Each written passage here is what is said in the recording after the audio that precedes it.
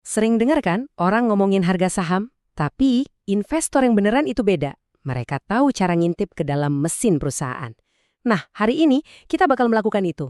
Kita akan belajar bareng gimana caranya membedah laporan keuangan buat ngerti kesehatan sebuah perusahaan. Yuk kita mulai. Nah, ini dia pertanyaan kuncinya, ya kan? Harga saham itu bisa naik turun karena macam-macam alasan. Seringnya sih karena sentimen pasar aja. Tapi kesehatan asli perusahaannya, kemampuannya buat bertahan dan tumbuh, itu cerita lain. Dan ceritanya ada di laporan keuangannya. Anggap aja saya ini mentor Anda dalam penyelidikan ini. Kita bareng-bareng jadi detektif keuangan. Studi kasus kita kali ini adalah laporan tahunan dari PT Esta Indonesia atau kode sahamnya NEST. Ini dokumen beneran loh yang akan kita bongkar sama-sama buat cari petunjuk. Sebelum kita loncat ke angka-angka, kenalan dulu sama perusahaannya. Jadi NST ini bisnisnya apa sih? Gampangnya, mereka ini pemain di industri produk pertanian. Lebih spesifik lagi, budidaya dan jualan sarang burung walet. Jadi, pas kita lihat angka penjualan dan aset nanti, ingat ya, semua itu datangnya dari bisnis yang sangat spesifik ini. Oke, ini roadmap kita. Pertama, kita bedah neracanya, terus kita lihat laporan laba ruginya. Habis itu, kita intip struktur modalnya, dan terakhir, kita rangkum semua temuan kita jadi poin-poin penting buat seorang investor. Oke, siap. Kita masuk ke bagian pertama, neraca keuangan. Ini kayak pondasinya analisis kita. Bayangin aja ini tuh hasil roncen kesehatan finansial perusahaan di satu waktu tertentu. Biar gampang, aset itu semua yang dipunya perusahaan. Liabilitas itu semua utangnya ke pihak lain. Dan ekuitas, nah ini bagiannya pemilik setelah semua utang dibayar. Rumusnya simpel, aset itu sama dengan liabilitas ditambah ekuitas. Nah ini dia gambaran besarnya. Sekilas kita lihat total asetnya turun. Tapi yang lebih menarik, coba lihat total liabilitasnya. Turunnya jauh banget. Sementara total ekuitas, nilai buat pemegang saham, malah naik sedikit. Ini petunjuk pertama kita. Ini tips dari saya ya, kalau mau analisis, yang pertama kali saya intip itu selalu utangnya. Utang itu kan beban. Kalau perusahaan bisa kelola utang dengan baik, itu pertanda bagus. Coba kita lihat lebih dalam angka utang si Nest ini. Oke, di akhir 2024, total utang Nest itu 115,5 miliar rupiah. Coba ingat-ingat angka ini karena setahun kemudian, Utangnya anjlok jadi cuma 47,9 miliar rupiah. Wow, ini penurunannya signifikan banget. nah poin pentingnya di sini, dengan utang yang jauh lebih enteng, perusahaan jadi lebih tahan banting kalau ada gejolak ekonomi. Secara teori, ini kabar bagus banget karena resikonya jadi lebih kecil. Pertanyaan detektif selanjutnya, bayar utang kan butuh duit. Duitnya dari mana? Apa dari keuntungan bisnis? Atau jangan-jangan dari jual aset? Yuk kita lacak jejaknya di sisi aset.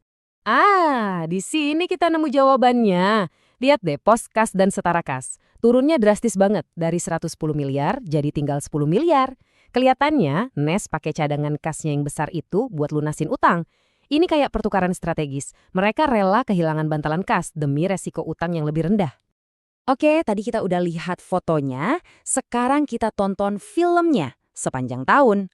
Laporan laba rugi ini bakal ceritain gimana performa perusahaan selama tahun 2025. Apakah mereka untung? Seberapa efisien?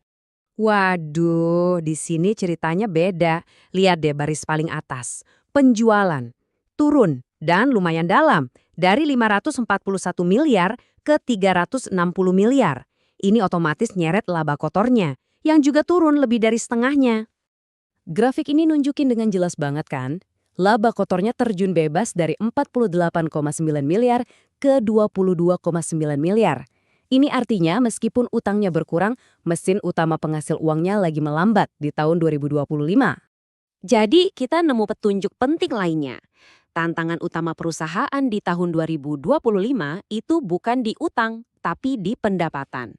Kenapa penjualannya bisa turun? Nah, itu pertanyaan kunci yang muncul dari sini.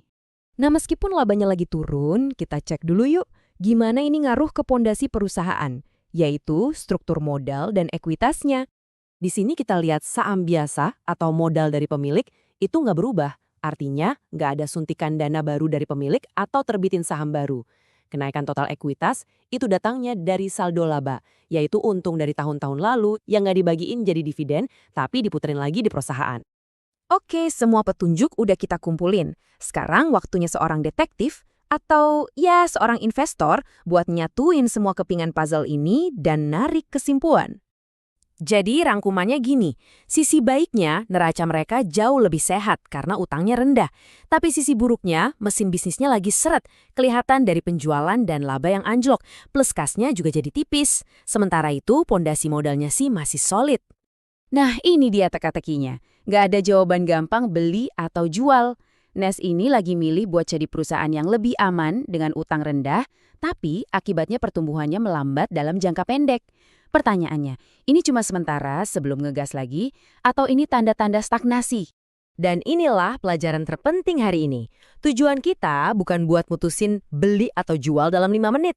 Tujuannya adalah biar kita ngerti bisnisnya, sampai kita tahu pertanyaan cerdas apa yang harus ditanyain selanjutnya. Jadi sekarang saya lempar balik ke Anda.